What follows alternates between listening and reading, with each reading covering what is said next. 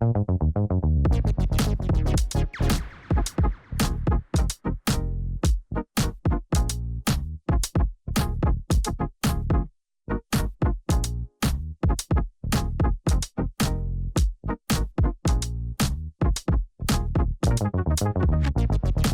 buenas tardes, ¿cómo están? Bienvenidos nuevamente a nuestro webinar hoy lunes 19 horas y salimos nuevamente en vivo y online. Y acá la tenemos como siempre, ya es habitué la doctora Miriam Roseneck en el tema vacunas y hoy un tema muy movilizador que es desafíos en la vacunación del adulto mayor. Así que realmente es un tema súper, súper bueno, o sea que estamos muy inmersos en el tema vacunas, que nos llueven por todos lados información y tenemos que de alguna manera ver qué es lo más importante de todo esto. La doctora es médica clínica, es infectóloga, es geriatra. Siempre te pregunto si hay algo más que sos y que yo no sepa en el medio. Así que bueno, mil gracias, Miriam. Hagan las preguntas que quieran, las contestaremos por YouTube y acá en el Zócalo va a aparecer el mail nuestro para que ustedes puedan mandar un mensaje y luego recibir las preguntas choice y así obtener luego el certificado de asistencia. Así que sin más, Miri, te escuchamos atentamente.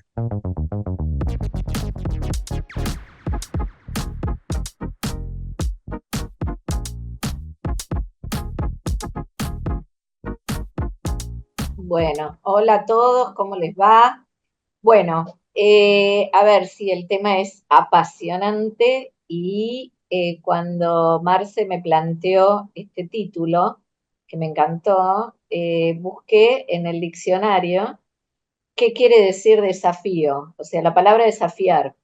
Y desafiar lo que dice es retar, provocar a singular combate, batalla o pelea. Esa es la definición del diccionario de la Real Academia Española. Y yo pensaba cuáles son los retos que tenemos en cuanto a vacunas en los adultos mayores. Y pensé que, según mi manera de verlo, esto es absolutamente personal, tres retos se me ocurrieron. Uno que tiene que ver con bypassear o saltear, no sé cómo se dice, la inmunosenescencia, o sea, tratar de sobreponerse a través de técnicas vacunales, de ingeniería vacunal, a la inmunosenescencia, el envejecimiento normal del sistema inmune.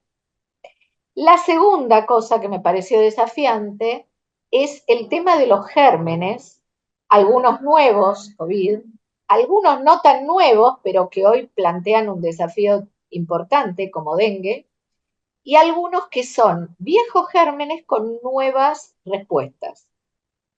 COVID, neumococo y virus sincicial respiratorio. Y la tercera cosa que me pareció un desafío importante es el tema de las bajas coberturas vacunales, que vienen mal y empeorando. Así que, bueno, estas son las cosas que yo me planteé como desafíos.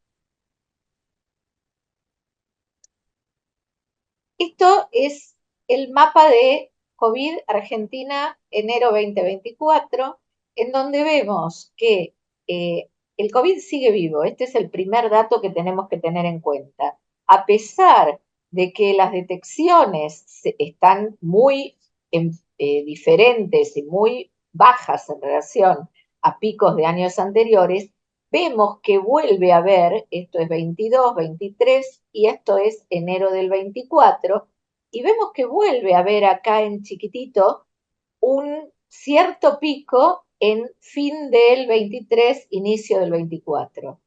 Ya no se testea, ya no se busca el COVID como antes, o sea que esto está súper subvaluado.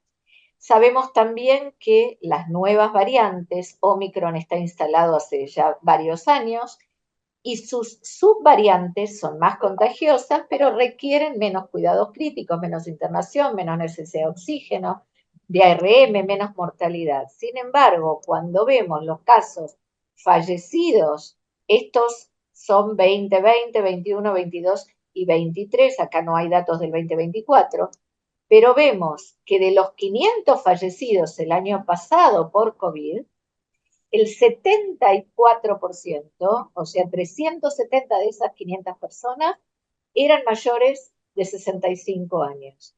Y comparándolo con gripe, fallecieron 106 personas por gripe. O sea, el COVID sigue estando entre nosotros y sigue afectando a personas, sobre todo mayores, de las cuales la mayoría tienen comorbilidades. De hecho, en este grupo de los fallecidos, el 96% tenía al menos una comorbilidad, pero los más afectados siguen siendo los adultos mayores, como vemos acá. Mortalidad, varones y mujeres, 500 personas fallecidas y la edad claramente mayores de 65 años, mayor carga de mortalidad. También está claro que el número de comorbilidades afecta o se asocia a la severidad. Y este es un dato que tenemos en neumonía, en virus sincicial respiratorio, en gripe y también en COVID. Como para empezar a entender que COVID se está empezando a manejar de una cierta manera más comprensible, con mayor cantidad de mortalidad en celeste, en ciena de ARM y en verde de necesidad de unidades críticas a medida que aumentan las comorbilidades. ¿Qué pasó con los fallecidos? Última dosis aplicada más de un año en este celestito. Y veamos acá que la gran mayoría de los fallecidos en todas las semanas epidemiológicas, de la 3 a la 52 del año 2023, la gran mayoría están pintados de celeste, o sea, le faltaba su dosis de refuerzo. Entonces, adultos mayores y sin refuerzo, y con comorbilidades, la mayoría de los fallecidos. ¿Y cómo estamos con las coberturas? Mal, muy mal. De hecho, acá tenemos primer dosis de refuerzo en adultos mayores, 76%. Segunda dosis de refuerzo, 45%. A principio de este año, 10 millones y medio de argentinos le faltaba el refuerzo correspondiente de COVID. ¿Cuál es esa indicación? ¿Cuál es ese refuerzo? Fácil de entender. La vacuna de COVID es anual. Listo. En algunas personas tiene que ser semestral. ¿Cuáles? Inmunocomprometidos y adultos mayores. Si entendemos eso y nos hacemos ese esquema mental, es suficiente. Entonces, todos los adultos mayores necesitan una dosis cada semestre. Todas las personas inmunocomprometidas necesitan una dosis cada semestre. Y hay algunas poblaciones que también necesitamos una dosis cada semestre, que somos los mayores de 50. Esto probablemente cuando la vacuna entre a calendario, que es a la brevedad, se va a rever. Pero por ahora, con que tengamos la cabeza una vez por año, como la gripe, y dejar de contar, yo tengo la sexta, yo tengo la cuarta, yo tengo la novena, no, una vez por año. En definitiva, cuando vos decís mayores, adultos mayores, en realidad hoy por hoy es personas de 50 y más. A eso Claro, voy, ¿no? Como para tener en mente, quizás ampliar un poquitito el espectro y desde ya personal de salud, también, ¿el personal de salud cada 6 meses o también anual? el personal de salud y personal estratégico es una en los últimos 6 meses y después una por año, salvo que sea mayor de 50 años, en cuyo caso es una cada 6 meses. Ok, ¿Está? perfecto. Muy bien. Hablamos de otro desafío que es el virus sincicial respiratorio. El virus sincicial respiratorio se conoce hace años, de hecho fue descubierto en 1956 el virus, pero siempre se lo asoció a niños, porque es el que llena las terapias de bronquiolitis en el invierno. Pero hace unos 20 años que se empieza a hablar de virus sincicial y adultos, y sobre todo dos adultos, el adulto mayor y el adulto con comorbilidad, sobre todo cardiovascular y respiratoria crónica. Y se vio, y hay un montón de trabajos, Anne Folsey es una de las que escribe más sobre el tema de virus sincicial respiratorio hace muchos años, pero hay un montón de trabajos y ahora vamos a ver un par de datos argentinos, de hecho.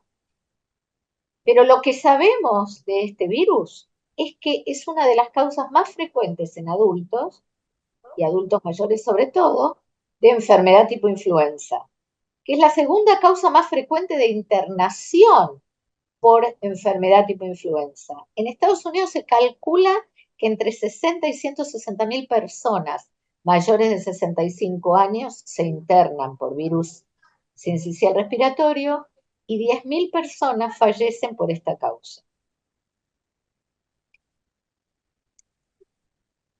¿Qué sabemos en nuestro país? Los datos son chicos, pero igual tenemos que tener una idea. ¿Cuál es el concepto que quiero dejar? Tenemos que empezar a pensar en este virus. Ese sería mi mayor mensaje.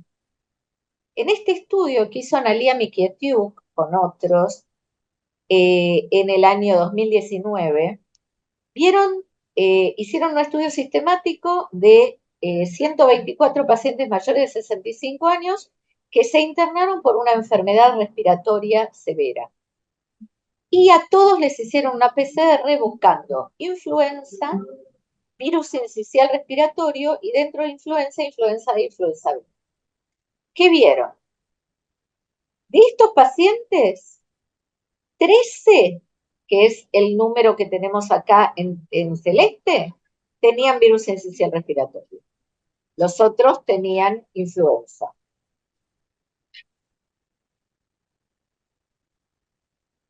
Ahí pasó mi hijo, perdón. Entonces, de los 13 que tenían virus sincicial, media de edad, 87 años. El 30% tenían enfermedad cardiovascular, o sea, insuficiencia cardíaca crónica, o enfermedad respiratoria, o sea, EPOC. El diagnóstico de ingreso, en la gran mayoría, 77%, fue una neumonía aguda de la comunidad, 15% exacerbación de EPOC y una persona tuvo bronquitis. Tos no productiva en la mitad y broncoespasmo en el 85%. Con una edad media media de días de internación de 9 días, entre 4 y 16, no tuvieron coinfecciones estos pacientes, son poquitos, pero para meter el concepto. Y una mortalidad global del 23%, que es mucho, es muy alta esta mortalidad.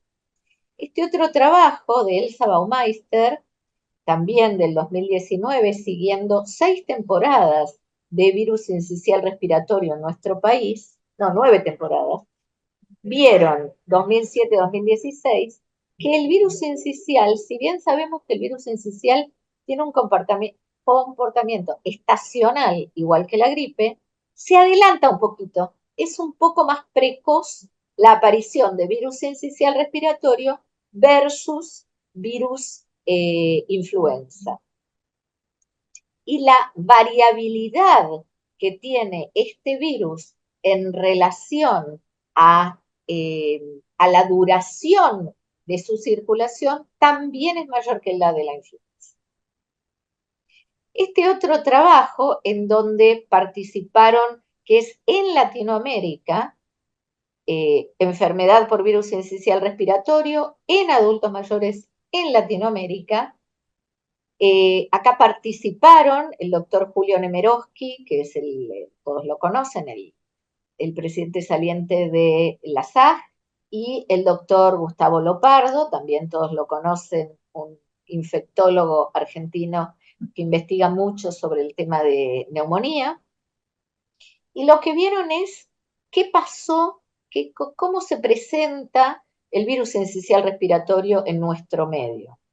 Entonces, lo que se vio es que este virus está altamente subestimado porque ni los pacientes lo conocen, Ni los médicos lo conocen. De hecho, hay trabajos que muestran que los médicos, cuando entra un paciente adulto mayor o comórbido con una infección respiratoria grave, ni piensan en virus sincicial. Entonces, tenemos que instalar el tema. Hay pocos estudios en Latinoamérica, necesitamos datos propios y una de las cuestiones que dicen en general es, ¿para qué vamos a generar datos si igual no se puede hacer nada, no se puede tratar? Ok, esto es verdad, casi ningún virus tiene tratamiento. Sin embargo, este virus tiene una particularidad que lo hace muy importante, y es que la portación viral es muy larga y la contagiosidad del virus puede ser desde una semana antes de tener el cuadro respiratorio y hasta varios días después.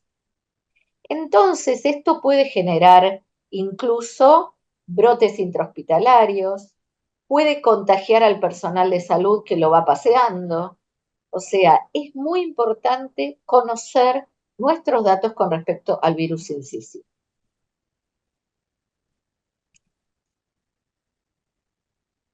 En este trabajo también de Anne Folsi, lo que vemos es que ella comparó qué pasa contra influenza en varios puntos. Entonces, tiene una internación más larga, más necesidad de unidad coronaria, con similar proporción de diagnóstico de neumonía y de necesidad de ARM por influenza y por virus sincicial respiratorio, una mortalidad similar a la de la influenza en unidad coronaria, y los factores de riesgo fundamentalmente son EPOC, menos asma e insuficiencia cardíaca. También hay otros factores de riesgo, como por ejemplo, acá vemos arriba de todo insuficiencia cardíaca y EPOC. Como les decía, asma menos, de hecho hay trabajos, por ejemplo, que lo muestra como que no es un factor de riesgo. Sí, algunos otros, como neoplasias, trasplantes de órganos, enfermedad vascular, stroke, insuficiencia renal crónica. Y otro lugar en donde el virus tiene una cuestión muy particular es en las residencias de larga estancia. Este estudio de Bosco, ya publicado hace un par de años, muestra la carga de enfermedad. Esto siguieron a 3 millones de personas mayores de 65 años, o sea, un montón, en 6 temporadas.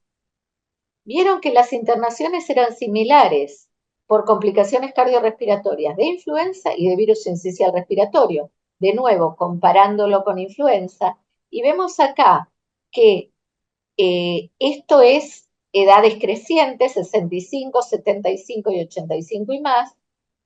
Esto es influenza y esto es virus sincicial respiratorio, estas columnas y estas barras, digamos, y estas barras son influenza y virus sincicial respiratorio, y vean ustedes cómo se parece la carga de enfermedad y que es muy alta. Imposible un diagnóstico clínico diferencial porque las virosis son idénticas. Los más pesados virus que tienen, digamos, en cuanto a carga de enfermedad al día de hoy: influenza, COVID, sincicial respiratorio. Exactamente igual la clínica. Entonces, ¿cómo los diferenciamos? A través del diagnóstico específico. Pero acá el virus sincicial respiratorio, a mí me encanta este virus porque es tan distinto. Y una de las cosas que tiene es que es difícil pesquisarlo, porque una sola muestra da un pobre resultado en cuanto a rédito diagnóstico. Aumentando la cantidad de muestras, mejoramos la posibilidad de diagnosticar. ¿Cuáles son las muestras? Saliva, que es una de las mejores muestras, hisopado nasal, serologías pareadas, o sea, al inicio y después de 2 semanas del cuadro viral, fauces, hisopado de fauces. Entonces, si yo aumento en niños es mucho más fácil con una sola muestra hacer diagnóstico, en los adultos necesitamos más de una muestra para hacer diagnóstico. Por lo menos esto sería importante para tener una idea de lo que es la carga de enfermedad. Miri, Entonces, una sí, preguntita. ¿Esto es de uso habitual en la práctica, en una guardia hoy por hoy, o en no, realidad tiene una virosis, salvo que se esté investigando o haya un estudio epidemiológico? O sea, hoy por hoy no es algo habitual el estudio en búsqueda de este virus. todavía no es habitual en el diario, digamos. Sí se hace siempre en adultos que se internan. Se hace muestra respiratoria, el panel respiratorio incluye Se hace el el virus panel en la internación. Oh, tal cual, el virus esencial, y por supuesto hay unidades de monitoreo ambulatorio en donde se busca cuáles son las virosis que están circulando y de ahí viene la saber qué son estos tres virus, ¿no? Entonces, investigación de vacunas.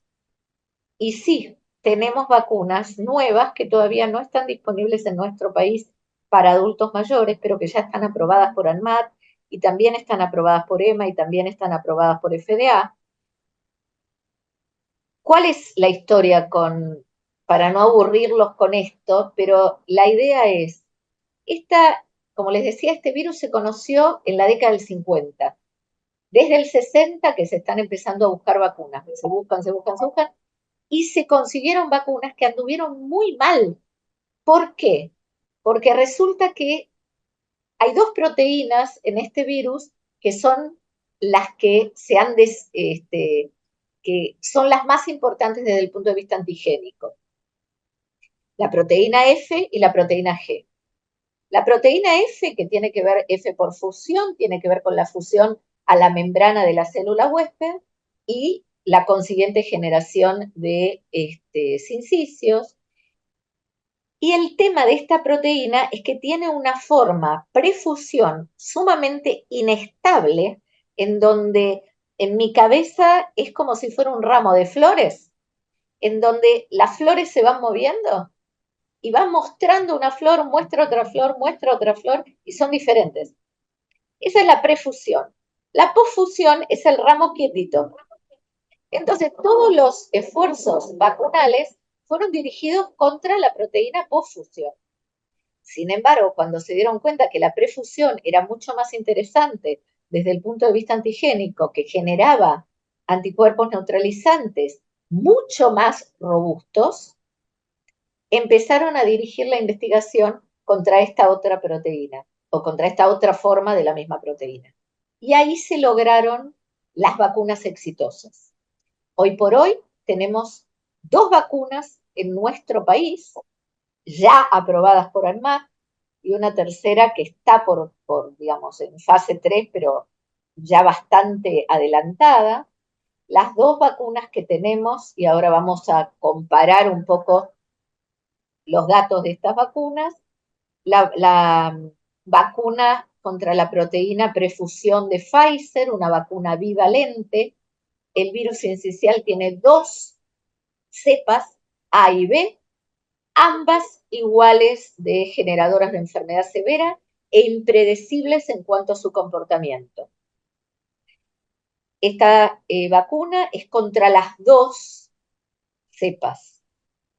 Es una vacuna proteica, recombinante, bivalente, porque va contra las dos cepas, y que se da una dosis en mayores de 60. Y ahora ya se está usando en nuestro país en embarazadas entre la semana 32 y 36 durante la circulación del virus, un mes antes y hasta un mes después, para evitar o para generar una respuesta en la embarazada que pase al bebito y que evite el virus sincicial respiratorio en el bebé, que es tan tremendo en los primeros 6 meses de vida. La segunda vacuna que tenemos disponible en nuestro país, aprobada por ANMAT, todavía no disponible al público, es la vacuna de virus sincicial respiratorio también recombinante y proteica, pero adyuvantada, o sea que se une a una partícula inerte que aumenta la respuesta inmune. Esta otra vacuna es del laboratorio GSK, no tiene las dos, sino solo es contra la cepa A, pero tiene protección cruzada también contra la cepa B. Entonces, rápidamente para compararlo, y la tercera, perdón, es desarrollada por el laboratorio Moderna, está en fase 2-3, en fase 3 en realidad, y es una vacuna de ARN mensajero, o sea, se parece a la vacuna que tenemos en este momento de COVID en nuestro país. Esta vacuna también es monovalente, o sea, solo contra A. Entonces, lo importante es que si bien estas vacunas no son comparables, no podemos decir que una es mejor que otra ni cosa por el estilo, pero para tener una idea de dónde estamos parados en cuanto a la investigación contra este virus, fase 3 con investigación en casi 40.000 personas para la vacuna de Pfizer, 25.000 para la vacuna de GSK y 35.000 para la vacuna de Moderna. Comorbilidades en la mitad de los sujetos prácticamente en las dos vacunas que tenemos en este momento aprobadas por ANMAT. Coadministración con influenza, ambas han demostrado no inferioridad, salvo la de GSK, que tuvo una leve inferioridad para una cepa de H3N2 cuya implicancia clínica no conocemos. Eventos adversos serios, un 4% prácticamente en cada una de ellas. Uno de los eventos adversos que se vio en ambas y que está en investigación a ver si se asocia o no a la vacuna es la FA, la aparición de fibrilación auricular en los 30 días de la vacuna. Y 3 en cada uno de los dos ensayos, eventos inflamatorios del sistema nervioso. Eventos adversos serios, la de GSK tuvo un 3,8% y la de Pfizer un 1%, 3 y pico por ciento la de Moderna. O sea, ¿cuál es el mensaje? Hay vacunas en investigación avanzada aprobadas en nuestro país contra el virus sincicial respiratorio. Las dos vacunas entonces mostraron en 2 temporadas de seguimiento, no les voy a dar los datos, los números, todo eso no, pero para que esté el concepto, ambas vacunas mostraron en las 2 temporadas, o sea, me vacuno hoy, la temporada de otoño-invierno de este año, la temporada de otoño-invierno del año que viene, mostraron buena eficacia para contener enfermedad respiratoria con 2 y con 3 síntomas. Como el N fue poco en cuanto a la aparición de virus sincicial respiratorio en las temporadas, no se pudo probar ni prevención de mortalidad ni prevención de hospitalización. Sin embargo, sí se pudo prevenir la enfermedad más leve. Entonces es esperable que esto sea extrapolable a que, por supuesto, se puedan prevenir las enfermedades más graves también. ¿A Bueno, quiénes? preguntita, Sí. preguntita, sí, y a ver, y en definitiva, a ver, si uno tiene que elegir entre una y otra, ¿son semejantes o cuáles son las diferencias a la hora de la elección ante el paciente que tenemos enfrente? Las dos vacunas al día de hoy son elegibles ambas. Son diferentes en cuanto a la técnica vacunal que las genera, a la ingeniería vacunal que las genera. Una es adyuvantada, la otra no es adyuvantada. Una es bivalente, la otra no es bivalente. Pero la eficacia de ambas vacunas es realmente muy importante. Entonces, al día de hoy, cuando empecemos a tener estas vacunas disponibles, vamos a poder elegir cualquiera de estas vacunas y esto va a ser una ayuda más para prevenir la infección respiratoria grave en nuestros adultos mayores o en los adultos jóvenes con comorbilidades, sobre todo respiratorias y cardiovasculares crónicas. Ah, ¿y también va a haber que repetirla anualmente? Todavía no lo sabemos, hay estudios ongoing en cuanto a la necesidad de repetir dosis o no. Aparentemente, para la segunda temporada no tendríamos que repetir, con lo cual esta vacuna sería bianual, lo que por supuesto hace que sea un poco difícil la coformulación, que es lo que se viene. Coformulación quiere decir utilizar en una sola aplicación, en una sola jeringa, digamos, la aplicación de los 3 virus que afectan la cosa estacional, sincicial, influenza y COVID. Ojalá se pudiera llegar a eso. Por ahora se está buscando, pero al ser diferentes los tiempos que estas vacunas cubren, esto está un poquito complicado.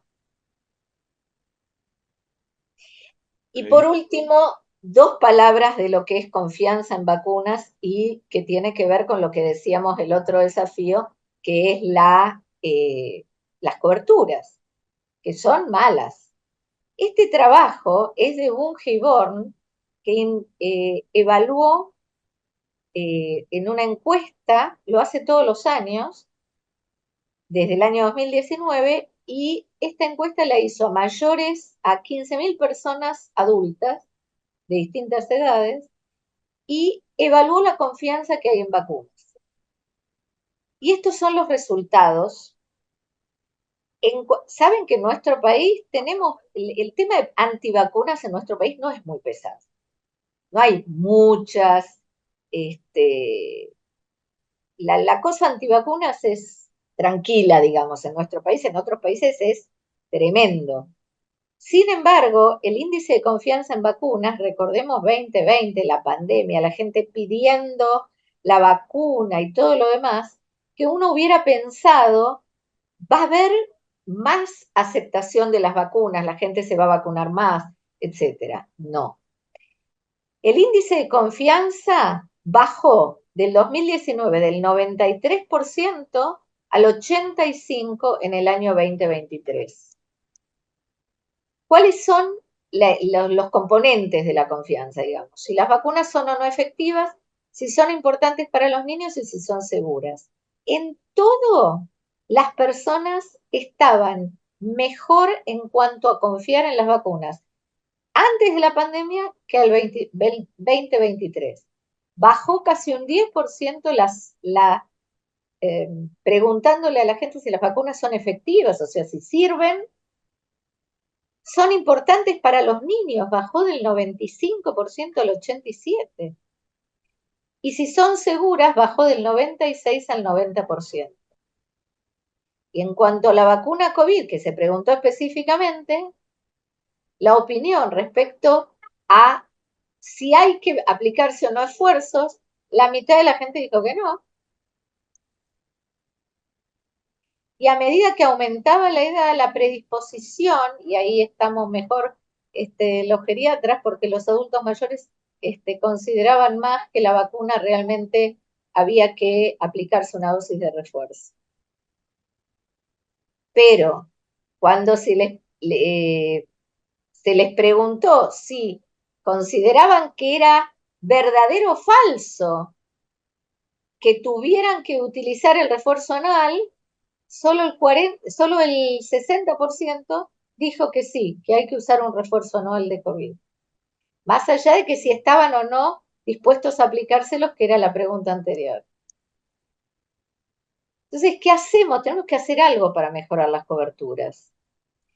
Se vio que el médico que recomienda vacunas, los pacientes se vacunan mucho más que el médico que, Gustavo Lopardo dice, pone cara, ¿me vacuno, doctor? Y Con eso es suficiente para desrecomendar la vacuna, o sea, sí recomendarlas. Usar los medios, todos los medios que podamos, la radio, la tele, las redes sociales, usar famosos que recomienden vacunas. Eso es muy útil. Se han hecho campañas con jugadores de fútbol, con me acuerdo para un mundial que se hizo una campaña desde Sadi, un tipo que siempre está enojado, un relator que está siempre enojado, con ojos celestes muy bonitos, no me acuerdo cómo se llama, que recomendaba, tiraba una pelota y decía, y se enojaba con la pelota, y qué sé yo, pero igual decía, pero vacúnense para neumonía. Este, utilizar, facilitar el acceso en todo sentido a la vacunación, que haya rampas de acceso para las sillas de ruedas, para las personas con movilidad reducida, que el horario sea simpático, amplio, que no se les vengan con, ah, no, pero esta receta le falta el punto y coma de la barra de no sé qué. Las personas que tienen vacunación obligatoria no necesitan receta porque tienen vacunación obligatoria. Entonces, todo este tipo de cosas, más la gratuidad, por supuesto, recordatorios de citas a través de WhatsApp, a través de distintos medios electrónicos, el entrenamiento y la educación del personal de salud, no solo de los médicos, sino también de todo el personal de salud y, por supuesto, la educación a la comunidad. Entonces, recordemos que las infecciones respiratorias generan mucha morbimortalidad en nuestros adultos mayores. No solo esto es influenza y neumonía. También hay otros participantes que tenemos que internalizar y que empezar a pensar que tenemos herramientas en contra de ellos, como ser el COVID y el virus incisional. La vacunación para COVID mostró ser segura, mostró ser efectiva y sin embargo estamos complicados con las coberturas. Es responsabilidad de todos mejorarlas. La fatiga vacunal es llamativo, esto también hay encuestas. Hay fatiga vacunal para todo, para dengue no. Todo el mundo se quiere vacunar para dengue. Y sin embargo es una vacuna nueva, es una vacuna de la que se sabe menos y no hay desconfianza en ella. Es como muy raro todo esto, ¿no? Y con respecto al virus incisional, recordemos que es un patógeno importante, esto está descrito en distintos trabajos, es importante conocerlo, es importante generar datos locales para poder posicionar cuál es nuestra situación y por lo tanto cuál es la ayuda que necesitamos de estas buenas vacunas que están empezando a circular y que ya están aprobadas en nuestro país.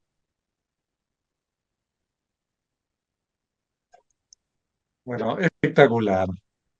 Espectacular, Viri. A ver, dos o tres consideraciones chiquititas y ya estamos terminando. A ver, por un lado, nosotros como profesionales tenemos que estar convencidos de esto, y en ese convencimiento está uno, vacunarnos nosotros, porque es muy fácil dar consejos que nosotros no hacemos. Así que me parece que eso es Totalmente de acuerdo. el hecho de dar el ejemplo pesa mucho y decirle a los pacientes, miren, yo ya estoy vacunado con esto, eso es un punto extra que me da la impresión que sirve mucho en la adherencia de las vacunas. Así que esto por un lado. Todo lo que vos comentaste del horario amplio de atención y eso es clave desde ya, pues es un horario muy reducido, la receta y bueno, obviamente que hay algunas que, que, que de alguna manera tienen un costo. Sé que se están haciendo muchos esfuerzos para bajar costos, aunque no estén en el calendario de vacunación general. Y quizás un poquitito así, muy al ping-pong, un minutito, aunque nos lleve un minuto más. A ver, algunas consideraciones con respecto a vacuna para la neumonía. Se sabe hoy, bueno, para la conjugada, una sola aplicación, mayores de 65 y listo. Y la no La conjugada, o sea, que cuando vienen a pentavalente. la Sí, y entonces, y vienen, a ver, eh, ¿en qué grupo? Porque en la gran mayoría es una sola vez y ya está, pero ¿en qué grupo principalmente uno debería estar pensando que uno debería dar, o sea, hacer un refuerzo de la vacuna, eventualmente a los 5 o a los 10 años? ¿Cuál es tu sugerencia así, ping-pong? La vacuna 20 valente a mí me parece que va a venir, ya está en algunos medios privados, va a venir a darnos una enorme ayuda en cuanto a reforzar con una sola dosis, cambiar esto del esquema secuencial que es muy complicado. Entonces, mi idea es, una persona que tiene una vacuna, no importa cuál, si es 13, 23, le doy una 20. Chau. Una persona que no se dio ninguna, le doy una 20. Chau. No sabemos cuánto va a durar, esto todavía ya veremos dentro de un tiempo cuánto dura esta vacuna, si es para siempre o no, no lo sabemos. La persona que tiene un esquema completo y que hace muchos años que tiene este esquema, más de 5 años, yo creo que es, y eso también en consonancia con recomendaciones de distintos expertos y recomendaciones incluso locales, una vacuna única vez de 20 valentes, conjugada 20 valentes. Eso. Va a Ok, reemplazar el esquema secuencial. ok. Vamos, preguntita de dengue. O sea, Ok. todos sabemos que, bueno, mayores de 60 años no hay muchos trabajos en cuanto a la efectividad, y bueno, esto ya lo conocemos, pero el hecho de que hoy por hoy un paciente nuestro mayor de 65 años haya tenido dengue, Ah, ¿eh? Eso refuerza que dentro de unos meses, bueno, no quiero entrar en la disputa si son más de 3 meses, 6 meses, quizás, pero lo importante es que eso de alguna manera nos avala a nosotros más en cuanto a la recomendación de que se dé la vacuna para evitar el segundo episodio. a ver, yo creo que ahí vamos a tener que ver varias cosas. Primero, edad cronológica, edad biológica. No es lo mismo un adulto de 65 años, robusto, eh, a ver, no quiero dar nombres, pero demos uno. Mirta Legrand tiene 97 años. No es lo mismo que otra persona de 97 años. Entonces, me parece que vamos a tener que privilegiar la edad biológica para tomar estas decisiones. Segundo, vamos a tener que ver también qué pasa epidemiológicamente. Teóricamente, el dengue, si todo Perdón, cuando decís de edad biológica, decís el que está funcionalmente bien. O sea, no importa tanto exactamente la edad que una tenga, persona sino una robusta, persona lúcida y funcional. tal cual, una persona entera, uno me parece que privilegia de otro modo el tema de la vacunación y el 60 no es tan estricto. Por otro lado, sabemos que el laboratorio productor, Takeda, está empezando a hacer investigación en seguimiento de personas mayores de 60 años vacunadas a ver qué es lo que pasa, tanto con la seguridad como con la efectividad. No vamos a tener estos datos hasta el 2025, pero Takeda está trabajando en el tema, o sea, no es que se olvidó de los adultos mayores. La epidemiología, ¿vamos a seguir teniendo dengue? ¿Nos transformaremos en un medio epidemiológico de dengue endémico? ¿Va a pasar lo mismo que en el NOA o en el NEA en nuestro país? No lo sabemos.